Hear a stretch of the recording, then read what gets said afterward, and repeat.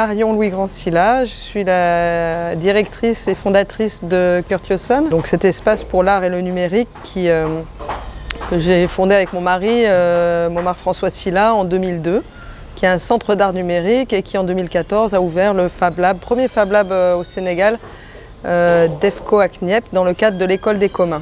Et donc aujourd'hui, c'était pour partager un peu cette recherche qu'on fait autour du plastique depuis déjà 2 ans. C'est dans le cadre d'un partenariat avec le programme Climate Change de la Forge qu'on est heureux de partager ça avec l'écosystème dakarois sur 2 jours. Puisqu'on est un peu sur la même philosophie des communs numériques et du partage des savoirs. C'est l'occasion de partager cette fabrication de pavés numériques lumineux et où on est confronté à la pollution plastique dans les sols qui met des années à se dégrader. Quand on a démarré le jardin, il a fallu creuser, enlever la terre et c'était vraiment des archives plastiques. C'est au quotidien avec les habitants, c'est une lutte les sachets. Donc on n'est pas les seuls et c'est intéressant de partager avec les autres Fab Labs, avec les habitants, avec tout le monde, qu'est-ce qu'on fait de ces déchets plastiques, avec les entreprises, avec les citoyens, avec les artistes aussi. À travers l'art, c'est une manière aussi de sensibiliser, puis à travers les technologies, qu'est-ce qu'on fait? Il y a plein de choses à faire avec le design, c'est une expérimentation, donc voilà.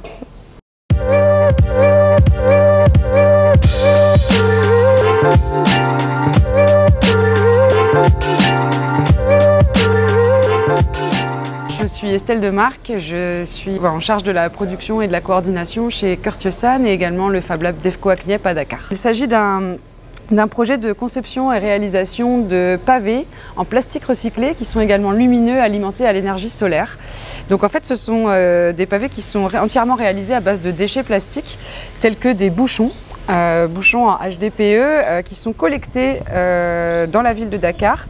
En particulier, là, ceux-ci ont été fournis par un embouteilleur d'eau qui s'appelle Mia et qui nous a fourni plus de 20 kg de bouchons qui vont nous servir à réaliser des prototypes d'une 40aine de pavés. Pavés qui sont des pavés donc creux qui contiennent ensuite un panneau photovoltaïque ainsi que différents composants électroniques, le tout recouvert par une plaque de plexiglas qui vont pouvoir ensuite être installés au sol dans le jardin du jet d'eau à Dakar au Sénégal pour l'illuminer et l'embellir. Et une des solutions que nous on explore aujourd'hui chez Curtiosan, c'est le recyclage de déchets plastiques pour reformer de nouveaux matériaux utiles dans la ville.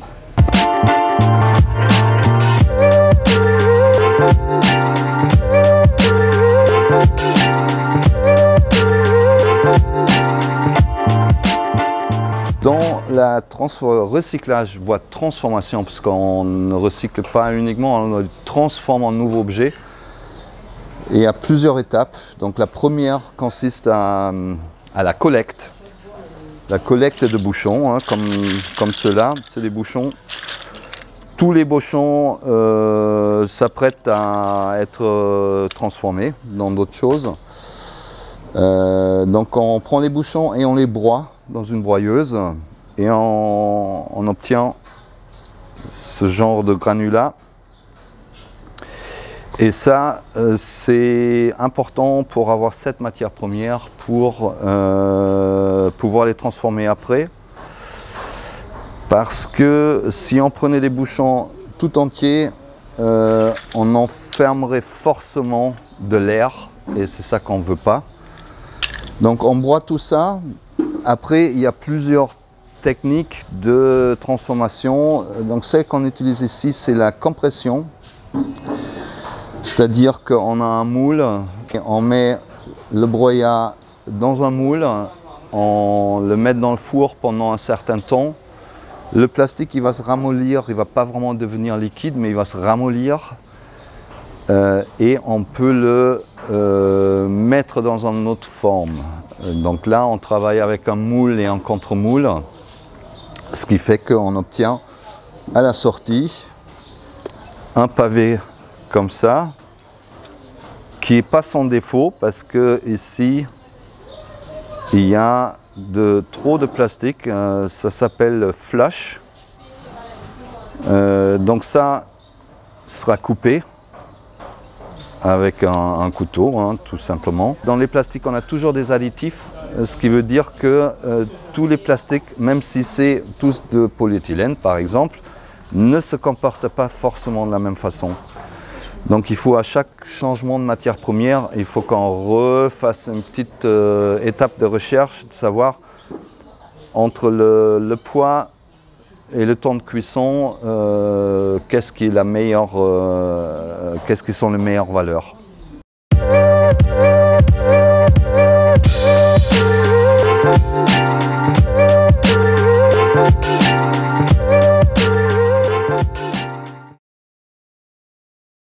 C'est Mamoudou Lamine Dioblo, je suis enseignant et en même temps actif dans des associations comme Zéro Déchet Sénégal.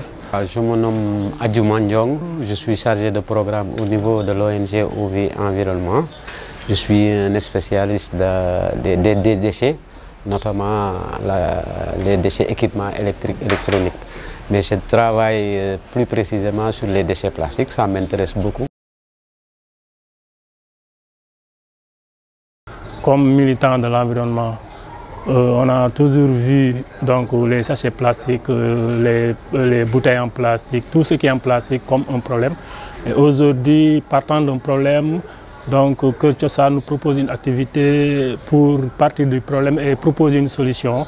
Et que cette solution-là sera donc quelque chose de durable qu'on pourra utiliser pour non seulement lutter contre donc, la pollution plastique, mais en même temps essayer de rendre notre cadre beaucoup plus attrayant et beaucoup plus beau, parce qu'à notre échelle, on peut faire 2 pavés, 10 pavés, 50 pavés. Si tout le monde le fait, donc à la limite, on va participer à réduire les plastiques. Les déchets plastiques, ça m'intéresse beaucoup.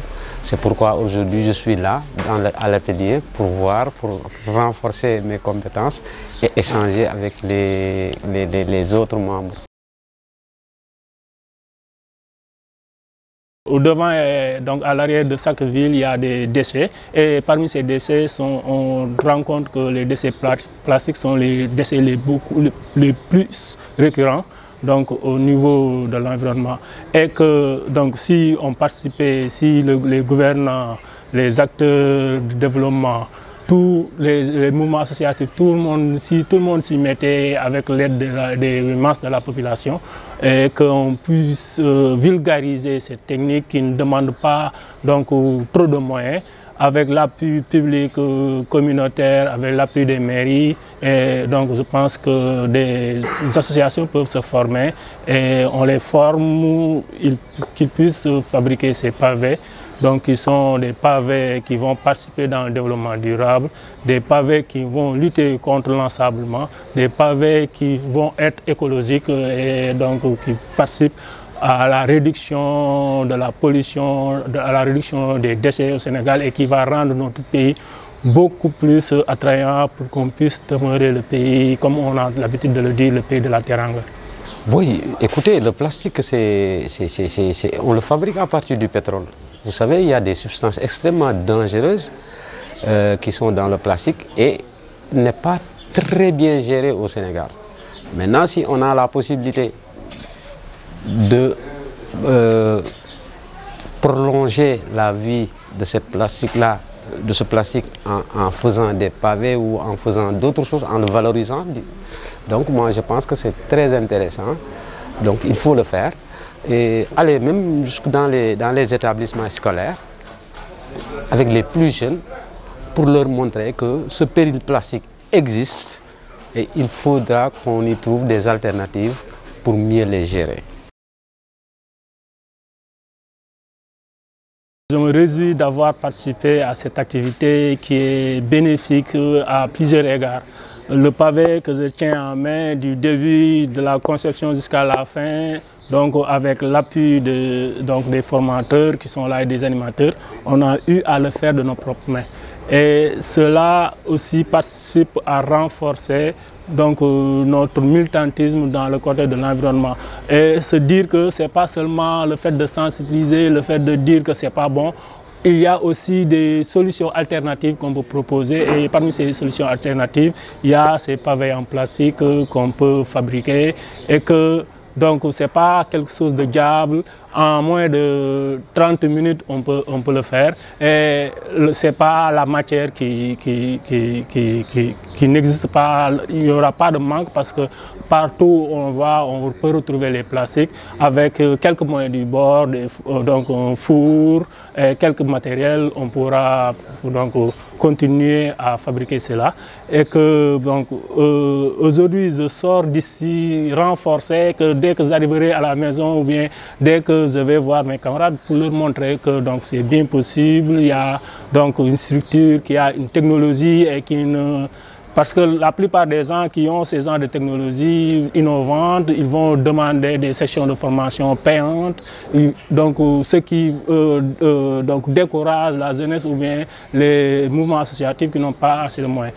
Donc, je lance vraiment un appel pour que les gens puissent venir à Kër Thiossane, donc essayer d'acquérir cette compétence-là et une fois donc au retour d'essayer de démultiplier ça au niveau de la base. Moi je pense que c'est un tout, hein. Donc l'échange, parce qu'il y a des artistes, il y a des techniciens, il y a des environnementalistes et ces échanges-là sont tellement riches, ça permet à chacun d'apprendre chez l'autre quelque chose qu'il peut en tout cas essayer de répliquer ailleurs.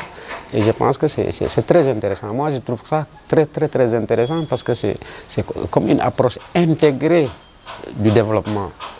Donc, cette approche-là, d'ailleurs, je voulais venir seulement aujourd'hui, mais quand j'ai vu ce que les gens faisaient déjà, malgré mon retard, je me suis dit que ben tiens, je suis candidat demain pour venir approfondir mes compétences.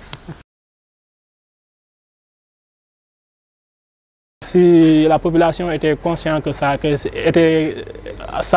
avait l'information que ça ne coûtait pas trop cher donc de fabriquer ça, je ne dirais pas qu'on va donc éradiquer totalement les plastiques, mais ça va se réduire de manière drastique au niveau de notre environnement et que notre vie en gagnerait davantage. C'est une bonne réponse locale parce que ça permet au moins de gérer ce type de plastique et du coup ça peut créer même des emplois, de l'auto-emploi pour les jeunes qui peuvent ramasser ces plastiques.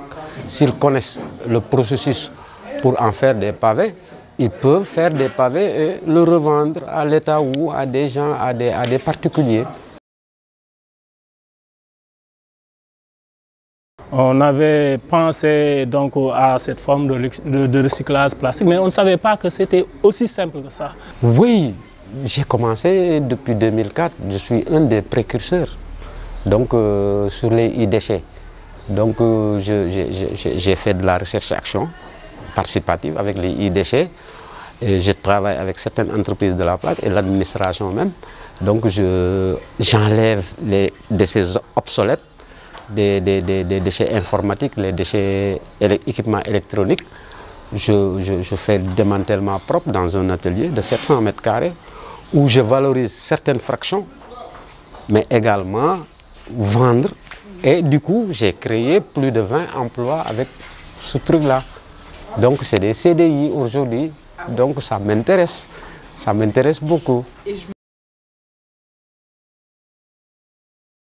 Mais les enjeux sont énormes, Écoutez, vous voyez, l'énergie fossile a continué par rapport au changement climatique. Plus on utilise du pétrole, plus on réchauffe le continent. Donc l'énergie solaire est une réponse pour le changement climatique, pour accompagner en fait les populations à avoir des comportements, n'est-ce pas, qui sont des comportements durables, mais aussi à protéger notre atmosphère. L'énergie solaire, c'est la réponse.